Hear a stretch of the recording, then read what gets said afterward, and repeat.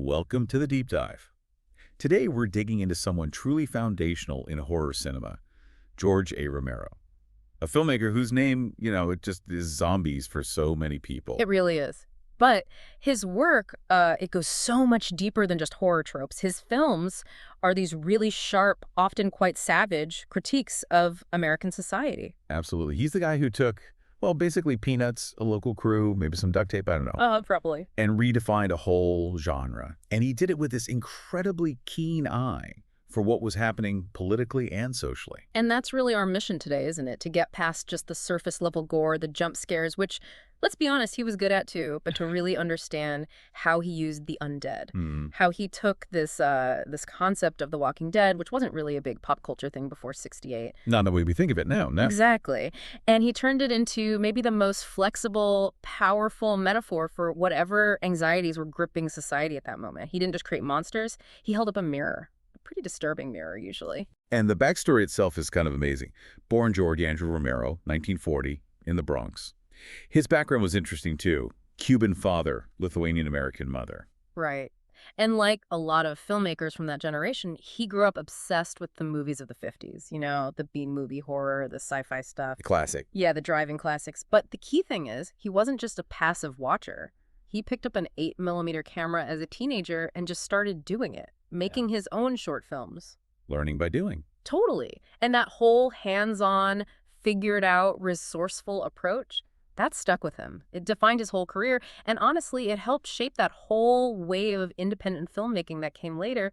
He was a pioneer in that sense, too. And a huge part of that story is Pittsburgh. He studied at Carnegie Tech, now Carnegie Mellon University. But crucially, he didn't bolt for Hollywood afterwards. He stayed. Yes.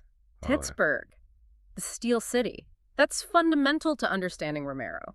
He made a conscious choice to build his career there outside the studio system. Why was that so important, do you think, resisting Hollywood? Well, it meant creative control, fundamentally.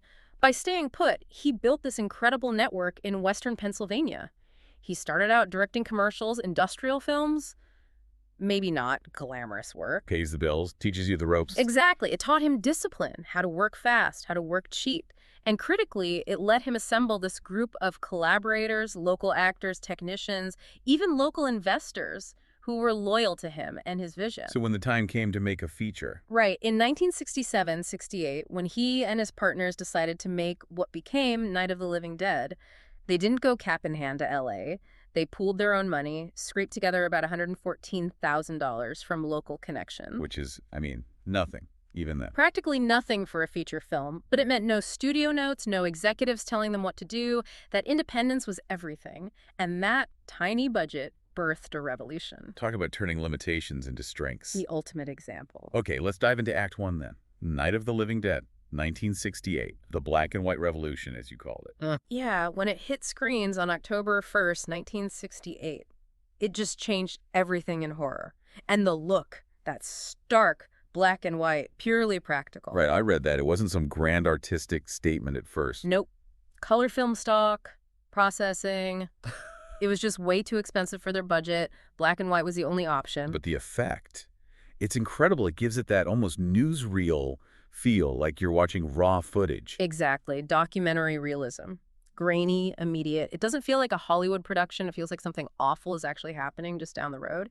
And because they had no money for sets, they used real locations, that farmhouse outside Pittsburgh. Lo-fi effects, too. Yeah. Famously. Oh, yeah. The blood wasn't some fancy stage blood. The story goes it was Bosco chocolate syrup thickened up. Chocolate syrup? Yeah. Which apparently looked really stark and gruesome on the black and white film, much more disturbing than maybe slicker color effects would have been. The premise itself is simple. Dead come back, attack the living, strangers hole up in a house. Basic siege story. But the timing, 1968, you absolutely cannot separate the film from the year it came out. You really can't. Think about 1968 in America. Just unbelievable turmoil. Assassinations, Martin Luther King Jr., Bobby Kennedy. The Vietnam War escalating, massive protests turning violent, the Democratic National Convention in Chicago. Just chaos. Society felt like it was coming apart at the seams. Precisely. And the film taps right into that. The breakdown of authority, the paranoia, the unexplained chaos erupting. It was reflecting the anxiety that was already in the air. The horror wasn't just the zombies. It was the reflection of America tearing itself apart. And then there's the casting of Ben Dwayne Jones. and African-American leads. That was radical in 68. Absolutely radical. Romero always publicly stated Jones was just the best actor for the role, plain and simple, and maybe that was genuinely it. But the impact. The impact was undeniable, regardless of intent. You had this calm, intelligent, capable black man essentially leading these panicked, flawed white characters, taking charge because he was competent. In 1968, that completely flipped the usual racial dynamics you saw in films, especially horror films. It must have been incredibly jarring, maybe even confronting for audiences at the time. No doubt. It forces you, the viewer, to project your own assumptions onto it, and then comes that ending. Oh, that ended. It's still shocking. Ben survives the whole night, the zombie siege, only to be shot the next morning. By a posse of white guys, a sheriff's posse cleaning up. Right. They see a figure in the house, assume it's a ghoul, and just shoot him. No questions asked. It elevates the whole film, doesn't it?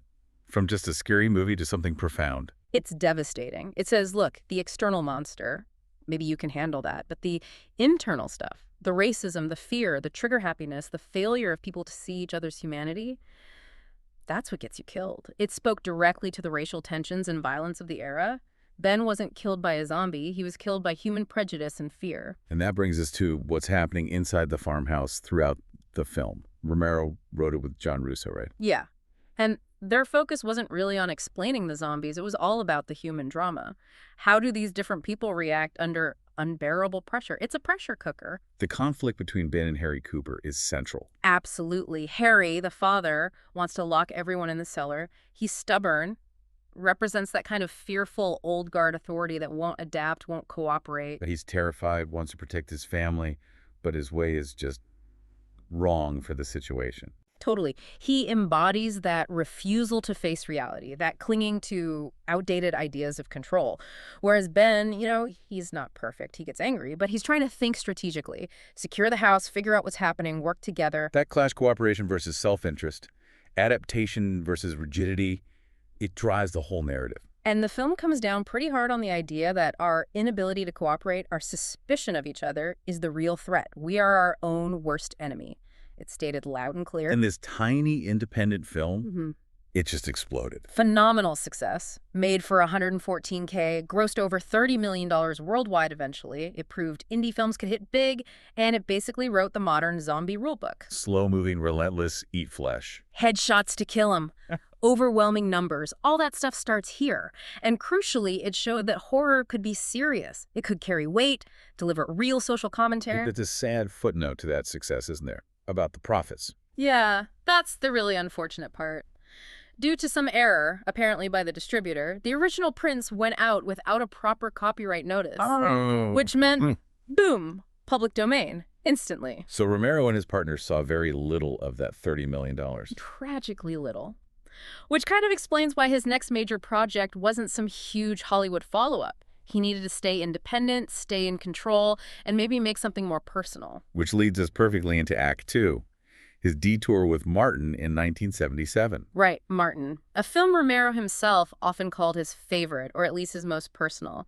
And critically, many critics agree it's a masterpiece, maybe his most underrated. And it's so different from Night. No zombies here. Not a zombie in sight. It's a psychological deep dive. It's about this young guy, Martin, who genuinely believes he's a vampire, but like an 84-year-old vampire trapped in a young man's body. But he doesn't have fangs or powers or anything. Yeah. Nope. He drugs his victims, mostly women, incapacitates them, and then uses a razor blade to cut them and drink their blood. It's bleak. And he goes to live with his elderly cousin in Braddock, Pennsylvania. Another Rust Belt setting. Very important. His cousin is deeply religious, old-world Catholic, and believes Martin is genuinely cursed. He tries to save his soul, or maybe contain him, using crosses, garlic, traditional rituals. But the film never says if Martin is actually supernatural. Never. That's the genius of it. Yeah. Romero leaves it completely ambiguous. Is Martin truly a vampire, or is he a profoundly disturbed, alienated young man acting out a sick fantasy shaped by horror movies? It becomes this meditation on belief, on isolation, on how myth and reality blur. And setting it in Braddock, that decaying steel town that feels deliberate. Oh, completely. Yeah. Just like Night reflected 1968, Martin reflects the crumbling industrial landscape of the 70s. That sense of decay, of the American dream dying. It mirrors Martin's own internal desolation. He's this lonely predator lost in the ruins. The horror sounds much more internal, Yeah. psychological. Absolutely. Much less gore than, say, Dawn. It relies on atmosphere, on this deep sense of sadness and dread around Martin. There are these incredible scenes where he calls into a late-night radio talk show. Really? Yeah, using a fake voice. He doesn't brag about what he does. He talks about his problem, about being lonely. It's genuinely disturbing, but also kind of pathetic and sad. You feel this weird flicker of sympathy for his isolation, even while you're repulsed by his actions. Wow. That sounds complex. It really is. It showed Romero had incredible range. He could do atmosphere, character study, psychological ambiguity just as powerfully as he could do visceral horror. It didn't make a ton of money, but critically, it was huge for cementing his reputation as a serious independent filmmaker. Okay, but The Pull of the Dead, it eventually brought him back. Right? It did. He couldn't stay away forever. Yeah. By 1978, he was ready to revisit the apocalypse. And that kicks off Act 3, the Dead Trilogy, the films that really cemented his legacy from 68 through 1985. Starting with Dawn of the Dead in 1978. Yeah, Dawn. 10 years after Night. And the scale is immediately different. The budget was bigger, still not huge by Hollywood standards, maybe $650,000, but way more than Night. And the ambition feels bigger, too. The story moves out of the farmhouse. Way out. We follow 4 survivors, 2 SWAT guys, Peter and Roger, a TV reporter, Fran, and her pilot boyfriend, Steven. They escape a chaotic Philadelphia by helicopter. And they end up in a shopping mall. The Monroeville Mall, just outside Pittsburgh. And this right here is Romero's masterstroke. The setting is the satire. The temple of American consumerism. Exactly. By the late 70s, the mall was everything. It was the community center, the gathering place, the place you went to consume. So having the zombie apocalypse unfold there, genius. And the zombies are drawn there, too, aren't they? Yeah, Peter has that famous line, "What are they doing? Why do they come here?" And Fran replies, "Some kind of instinct? Memory, maybe? This was an important place in their lives. They're just mindlessly shuffling through the stores, bumping into mannequins." Because that's what they did in life. Right, it forces that question. What's the real difference between the zombies mindlessly consuming and the survivors who, once they secure the mall, basically go on the ultimate looting spree? Playing dress up, taking whatever they want. Setting up their little consumer paradise inside the apocalypse, it brilliantly skewers that mindless materialism. Are the living really any more alive, any less driven by base desires than the dead? And shooting it must have been insane in a real functioning mall. Totally insane. They could only shoot at night, after the mall closed. They'd set up, shoot like crazy from maybe 11 p.m. to 6 a.m., then pack everything up before the stores opened. That's what gives the film that eerie, empty, artificial feeling. And the gore factor. Definitely ramped up from Night. Oh, yeah. Enter Tom Savini, the special effects maestro. He'd worked with Romero before, and here he really let loose. But the gore, while intense, has this almost cartoonish quality. Bright red blood, exploding heads. Exactly. Savini used different colors, different textures for zombie gore versus human gore. It keeps that satirical edge. It's shocking, but it's also kind of over the top, reminding you not to take it too literally, perhaps. It's part of the critique. And there were different cuts of the film, too, right? Yeah, Romero's cut, which tends to focus more on the characters and the satire, is the main U.S. version. But the Italian horror filmmaker Dario Argento, who helped finance the film, supervised a European cut that's faster, more action-focused, more focused on the shock effects.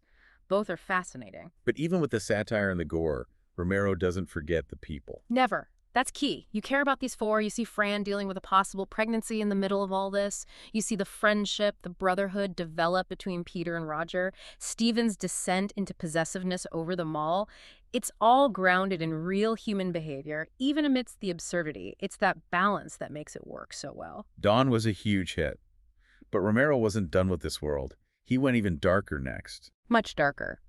7 years later, 1985, we get Day of the Dead. And if Dawn was satire, Day is just bleak, nihilistic, really. This is the one where the zombies have basically won. Pretty much. The opening sequence shows empty cities, zombies vastly outnumbering the living. Humanity is losing badly. Our main characters are trapped in this underground military bunker down in Florida. Talk about claustrophobic. Incredibly claustrophobic. Romero originally wanted a much bigger film, sort of an epic surface war, but budget cuts forced him underground. Again, limitation becomes strength. That bunker setting feels oppressive, hopeless, like the world is literally closing in. And the focus shifts again, doesn't it? Less about consumerism. Much more about the breakdown within the human group. It's about militarism, fascism, toxic masculinity. You have Captain Rhodes, the military commander in the bunker. Oh, Rhodes is terrifying. Yeah. Unhinged. Completely. He represents brute force, authoritarian control, shouting, threatening. The absolute failure of the military mindset to deal with this kind of crisis. He's pitted against the scientists, primarily Dr. Sarah Bowman and Dr. Logan, who the soldiers call Frankenstein. Because he's doing experiments on the zombies. Right, trying to understand them, maybe even control them or domesticate them. So the conflict isn't really humans versus zombies anymore. It's the military faction versus the scientific faction, trapped underground together and tearing each other apart. And this leads to Bub, one of the most famous zombies ever. Bub, yes. Dr. Logan's star pupil. He's captured a zombie and is trying to condition him, reward him for docile behavior, tap into residual memories. And Bub starts remembering things, showing intelligence. He does. He responds to music, he picks up a razor, seems to remember shaving. He even learns to salute, mimicking the soldiers. He starts to show flickers of, well, maybe not humanity, but something close to learned behavior, even emotion. Which makes him weirdly sympathetic. Yeah. More than sympathetic. In a bunker full of increasingly monstrous humans like Rhodes, Bub, the zombie, becomes the character you almost root for. He raises those deep questions. What is consciousness? What makes us human?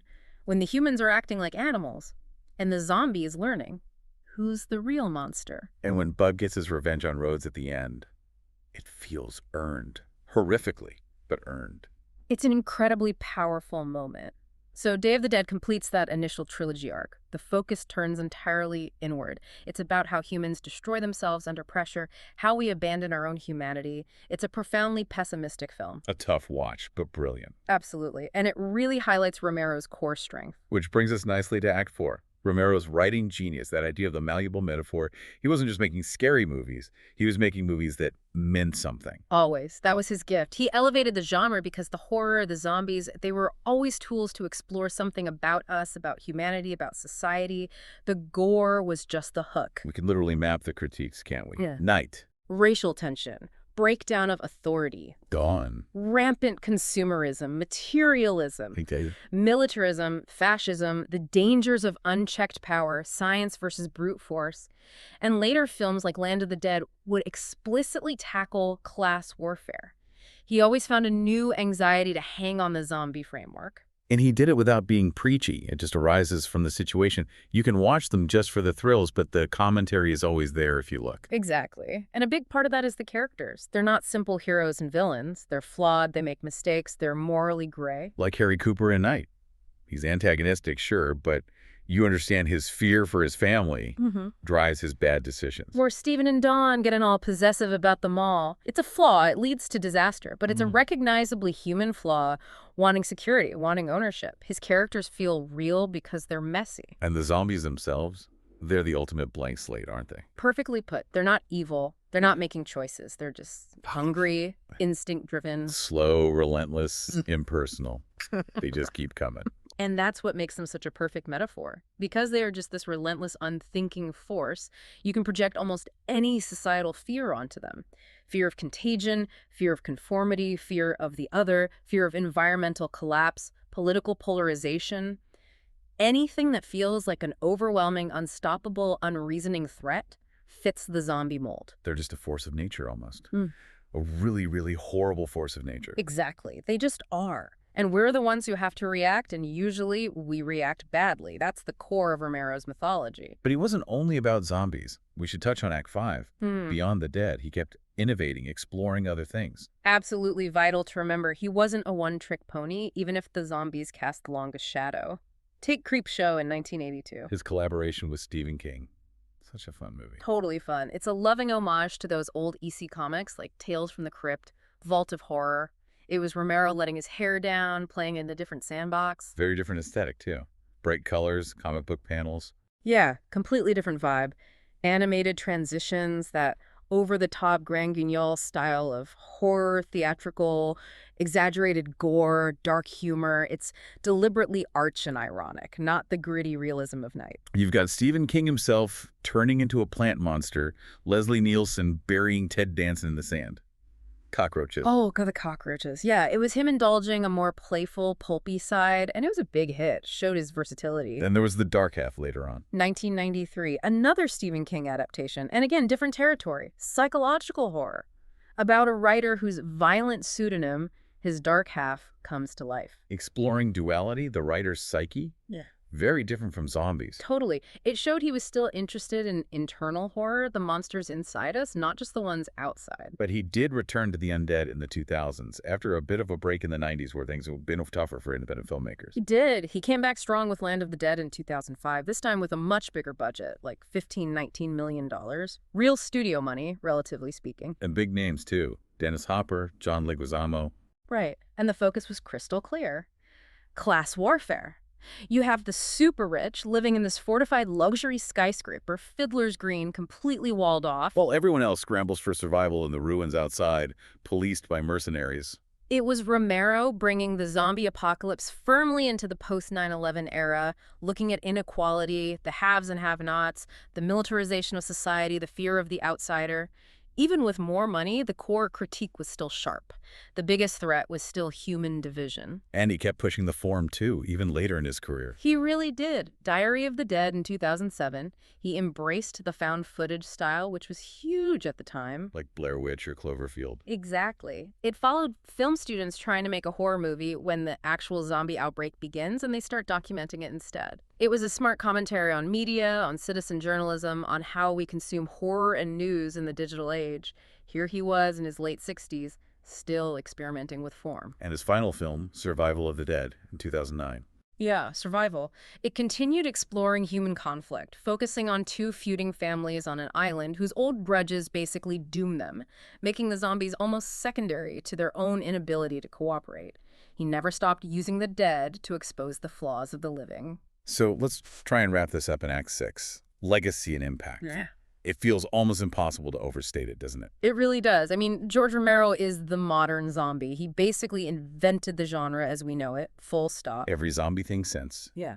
It doesn't Dead, The Walking Dead, 28 Days Later. Yeah. Even the spoofs like Shaun of the Dead. World War Z, Resident Evil, The Last of Us. Whether they use fast zombies or slow ones, whether it's serious drama or action, they're all standing on his shoulders. They're all reacting to or building on the rules and themes he established back in '68. You could even argue his influence extends to the whole smart horror wave, right? Filmmakers like Jordan Peele using horror for sharp social commentary. Absolutely. Romero proved genre film could be art, could be political, could be important. He paved the way for directors who wanted to say something meaningful within a horror framework. And beyond just zombies, his impact as an independent filmmaker. Huge. He showed you didn't need Hollywood. You could stay local, build your own team, maintain control, and still make films that change the world. He provided a roadmap for countless indie filmmakers. It's amazing how the zombie apocalypse has just permeated culture, too. It's not just movies anymore. Right. It's our go-to metaphor for societal collapse. Forget vampires or werewolves. The zombie is the dominant monster of our time. The CDC uses zombie scenarios for preparedness campaigns. They actually do, because it's such a useful model for thinking about pandemics, infrastructure failures, supply chain collapse, how society breaks down under extreme stress. Military planners use outbreak models too. Romero's creation became a serious thought experiment. Reflecting on that original trilogy again, night, dawn, day, there's such a clear arc. A really powerful one. Geographically, it moves from the single farmhouse to the sprawling mall, down into the confined bunker, shrinking spaces. And thematically, It's a downward spiral. From desperate survival to a critique of materialism, ending in total militaristic despair and infighting.